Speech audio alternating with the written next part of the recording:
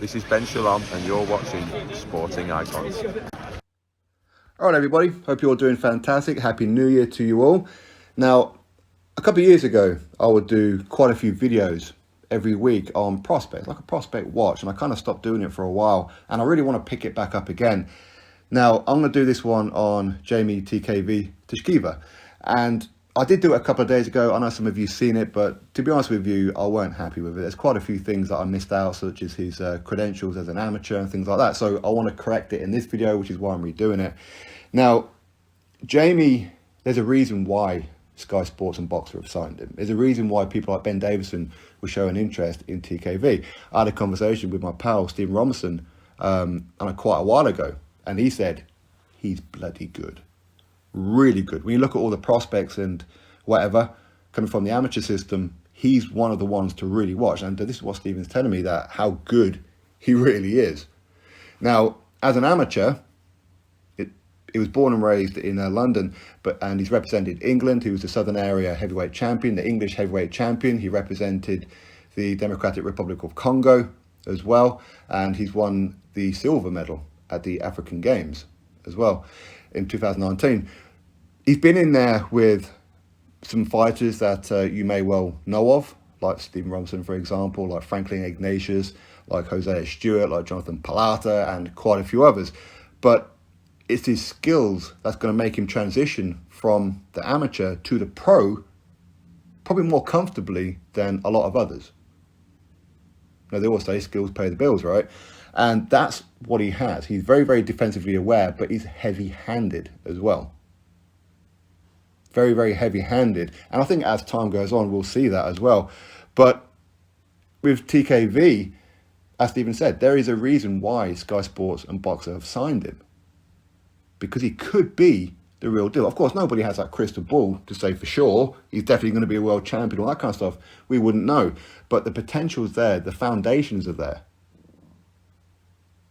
And I'd like to see him progressed steadily. Now, if I was to ask TKV, would you fight Fraser Clark next? Yeah, of course I would. Would you fight Fabio Wardley next if it was offered to you for the British? Yeah, of course I would. But I'd like to see him progressed. Move it up, move it up, move it up. Not really look at, say, the British and that, and maybe you won't want to hear this, but not really look at the British until after you've had like good 10 learning fights. I want to see him really progress, like Daniel Dubois did, if you like. Frank Warren will get like a lot of criticism for holding Dan Dubois back, because boxing fans, for the most part, are very, very impatient. If after 5 or 6 fights, if you're not showing the same kind of level skills as a Tyson Fury or an Usyk or a Hughie Fury, or the punching power of a Joshua, or the left hook of a Dillian White, the right hand of a Deontay Wilder, then you're not going to do anything, right? That's what a lot of boxing fans seem to look at fighters as. But TKV seems to be all-rounded.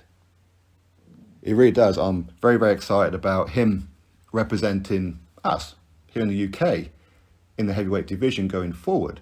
Now, while he may not be a big name right now, a lot of fighters will look on him as high risk, low reward. Again, a lot of fighters in the professional game will already know about him.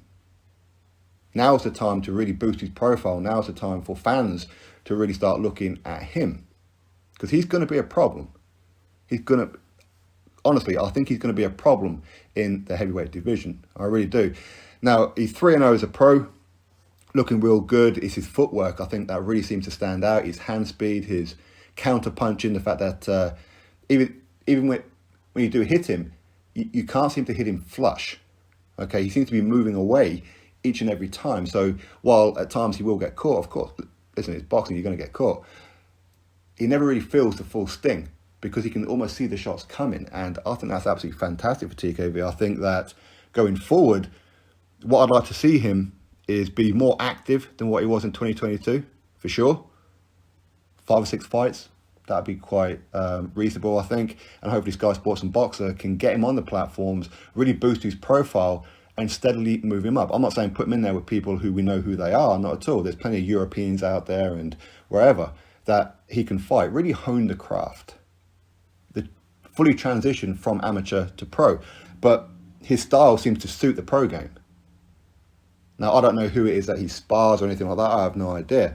But going forward in this year, at some point this year, I would like to see him fight, say, a Tommy Welch. I'd like to see him fight, say, a Jose Stewart. Of course, he fought him as an amateur, and like Franklin Ignatius an amateur, or Stephen Robinson, or a maybe Fraser Clark. Maybe that's something that Sky Sports would look at. I don't know. But I think he could be the real deal. He could well be the real deal, and he's definitely one to watch. Drop your thoughts below, click thumbs up, subscribe. Catch you next video.